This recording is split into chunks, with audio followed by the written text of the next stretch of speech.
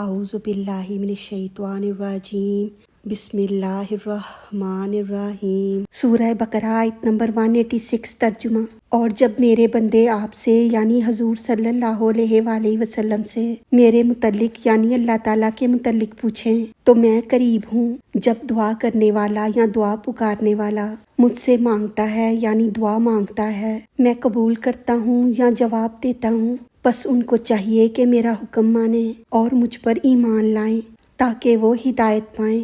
تفسیر مظہری میں ہے کہ اللہ تعالیٰ نے فرمایا، میں چھپا ہوا خزانہ تھا، میری ذات کائنات کی مالک اور خالق ہے اور میری ذات کائنات کو پالنے والی بھی ہے۔ میں نے زمین اور آسمان پھیلا دیے، اس پر فرشتے پیدا کر دیے جو اللہ تعالیٰ کی نوری مخلوق ہیں۔ اللہ تعالیٰ کی بے پناہ مخلوق ہے، لیکن ساری مخلوق میں اتنی طاقت نہیں تھی کہ وہ اللہ تعالیٰ کی ذات کو پہچانے۔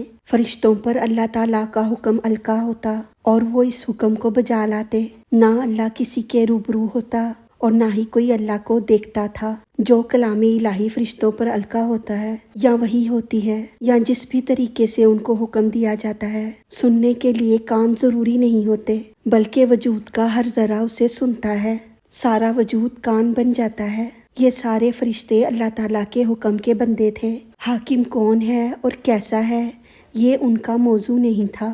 میں اپنی مخلوق سے ایسے چھپا ہوا تھا جیسے خزانہ چھپا دیا جاتا ہے۔ کسی کو خبر نہیں تھی کہ اس کا راستہ کدھر ہے اور اسے کیسے حاصل کیا جا سکتا ہے۔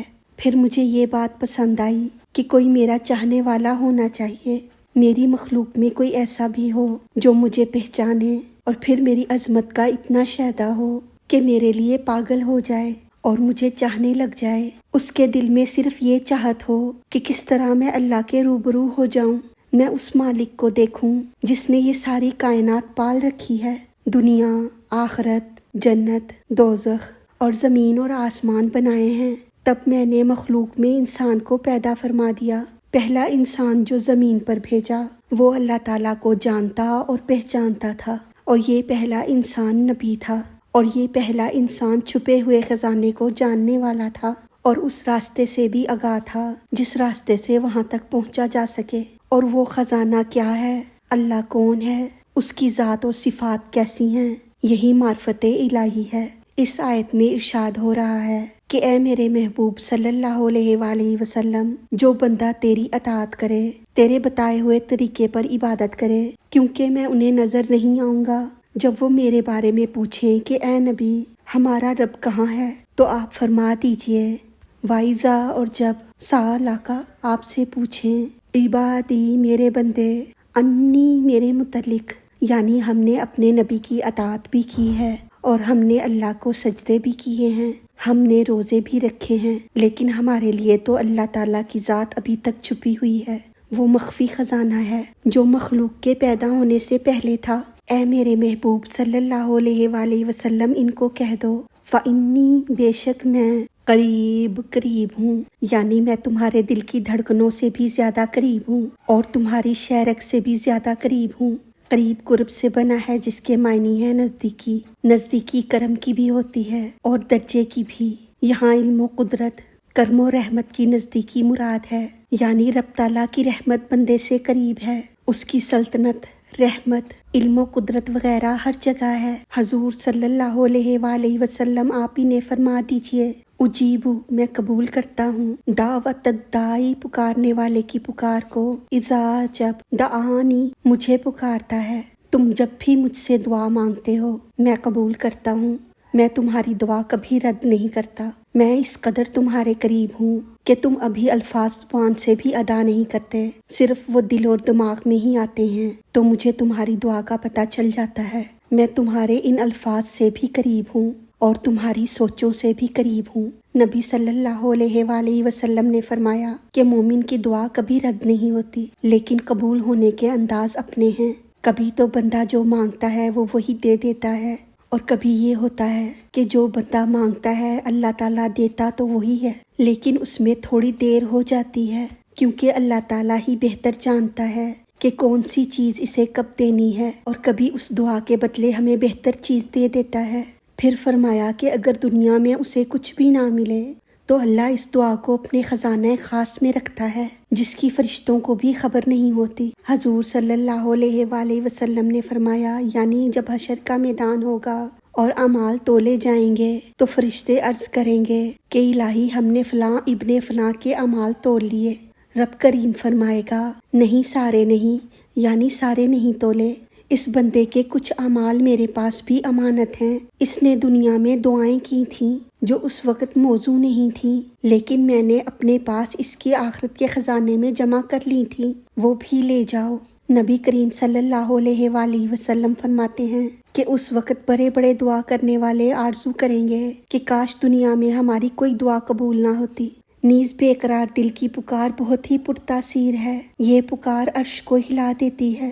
رب تعالیٰ فرماتا ہے کہ میں تو تمہارے بہت قریب ہوں مگر تم مجھ سے دور ہو، اور اس کا علاج یہ ہے کہ فَلْيَسْتَجِيبُوا لِي، بس چاہیے کہ وہ میرا حکم مانے، یا بس چاہیے کہ تم مجھے قبول کرو، یعنی میں جو کہتا ہوں تم بھی اس کو قبول کرو، کہ تو پل پل میرا محتاج ہے اور میں نے تم کو کتنی نعمتیں دے رکھی ہیں اور تم میری سنتا ہی نہیں، اور پھر مجھ سے پوچھتا ہے کہ اے اللہ تو کہاں ہے؟ تو فرمایا کہ میں تیرے قریب ہوں، تم بھی میری طرف متوجہ رہو، تم بھی نبی صلی اللہ علیہ وآلہ وسلم کی برکات کو سینے سے سجا لو کہ تیرے دل کی آنکھ کھلے، پھر تیرے سجدوں اور تیرے قیام اور تیرے رکوع میں تجھے مزہ آ جائے۔ جب تو دعا کے لیے ہاتھ اٹھائے تو کام ہو نہ ہو تجھے دعا کا مزہ آ جائے۔ جن کو اللہ کا کلام نصیب ہوتا ہے ان کو اس کا چسکا لگ جاتا ہے کہ دعا میں بات تو اللہ سے ہی ہو رہی ہے، آگے دعا قبول ہو یا نہ ہو اس کی مرضی، جو اس کا جی چاہے گا کرے گا۔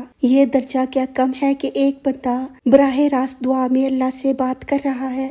اللہ تعالیٰ نے فرمایا کہ میں قریب تر ہوں اور تمہاری دعائیں بھی قبول کرتا ہوں، وَلْيُؤْمِنُوا بِی، اور چاہیے کہ تم ایمان لاؤ مجھ پر، لَعَلَّهُمْ، تاکہ وہ یرشدون، ہدایت پائیں۔ یعنی اللہ تعالیٰ فرماتا ہے کہ تم مجھے مانو تو صحیح، کلام کا، بھلائی کا اور ہدایت کا راستہ صرف یہی ہے کہ تم مجھے مانو۔ اب اس آیت کا خلاصہ اس طرح ہے کہ اے نبی صلی اللہ علیہ وآلہ وسلم، جب میرے بندے آپ سے میرے بارے میں سوال کریں کہ میں ان سے دور ہوں یا نزدیک، تو آپ فرما دیں کہ میں ان سے بہت قریب ہوں، ایک آن کے لیے بھی ان سے دور نہیں، اور اس کا ثبوت یہ ہے کہ میں دعا مانگنے والوں کی دعائیں قبول کرتا ہوں۔ اگر قریب نہ ہوتا تو مجھے ان کی دعا کا علم کیسے ہوتا اور میں ان کی دعائیں کیسے قبول فرماتا؟ جب میں غنی ہو کر ان کی پکار کا جواب دیتا ہوں اور ان کی تمنائیں پوری کرتا ہوں تو انہیں بھی چاہیے کہ میرے احکام مانیں اور میری اطاعت کریں اور مجھ پر بغیر دیکھے ایمان لائیں تاکہ راہ جنت کی ہدایت پائیں۔